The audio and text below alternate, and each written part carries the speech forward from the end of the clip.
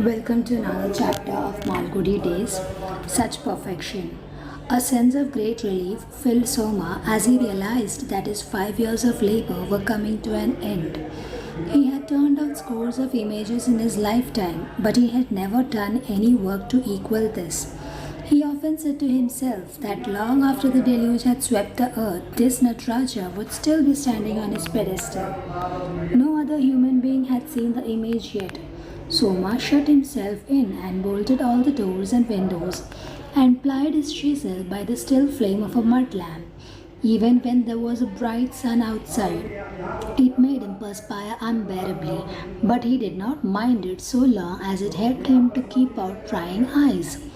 He worked with a fierce concentration and never encouraged anyone to talk about it.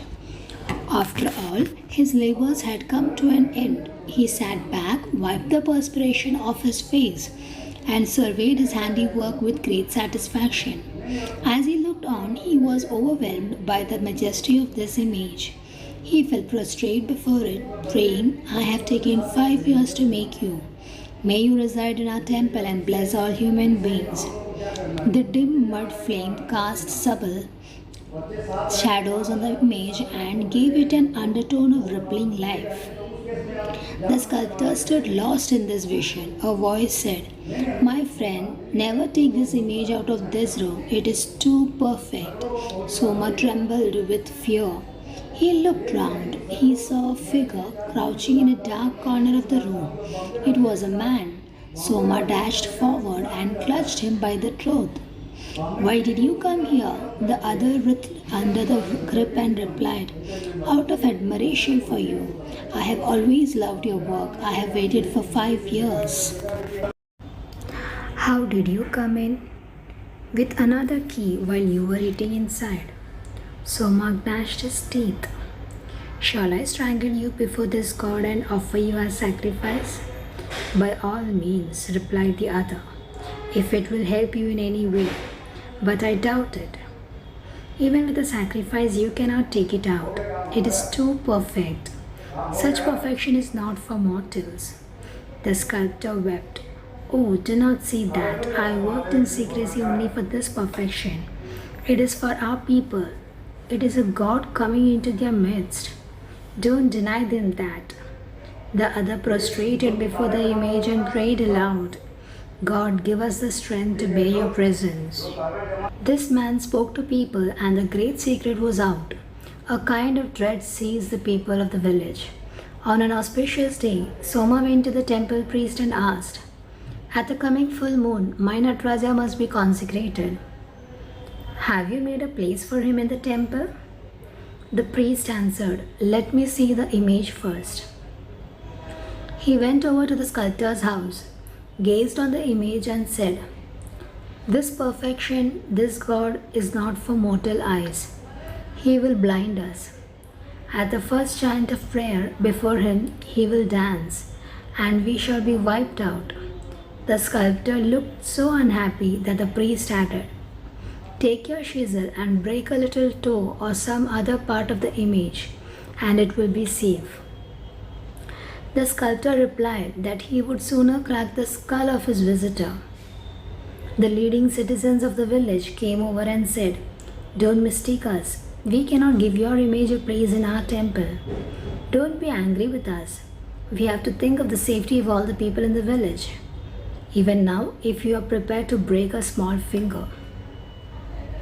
"Get out, all of you," Soma shouted. "I don't care to bring this Nataraja to your temple. I will make a temple for him where he is. You will see that it becomes the greatest temple on earth."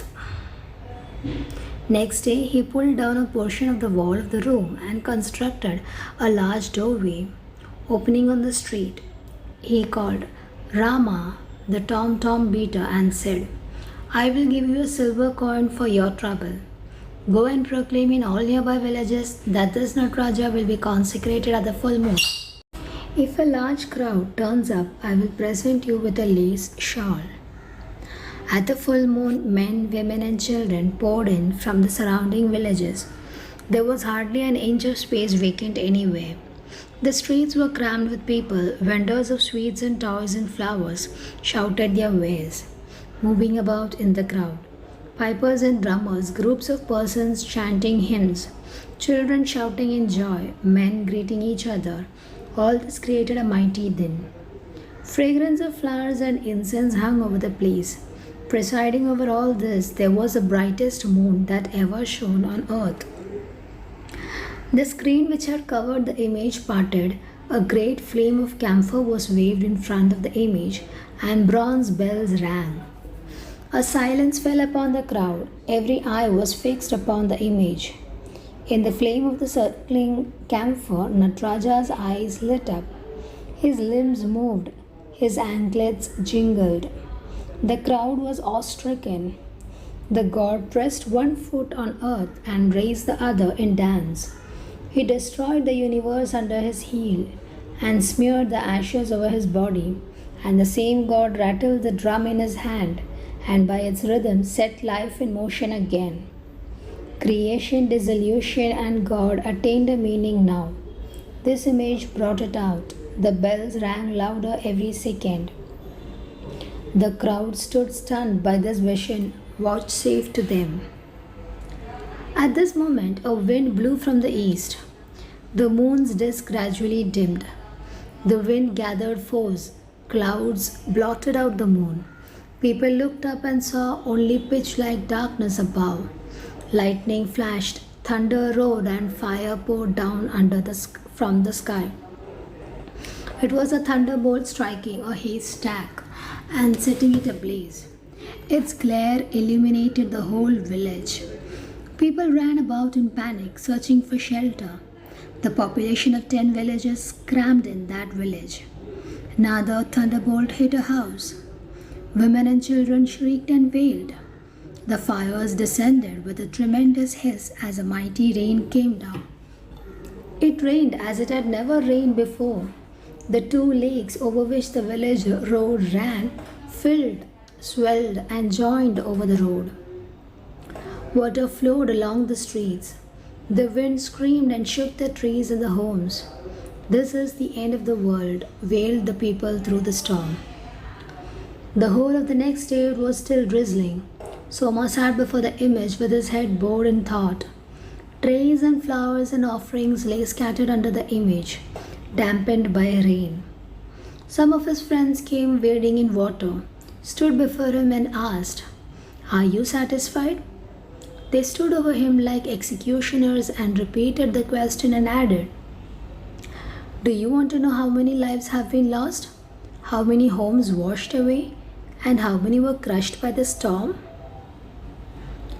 No, I don't want to know anything," Soma replied. "Go away, don't stand here and talk.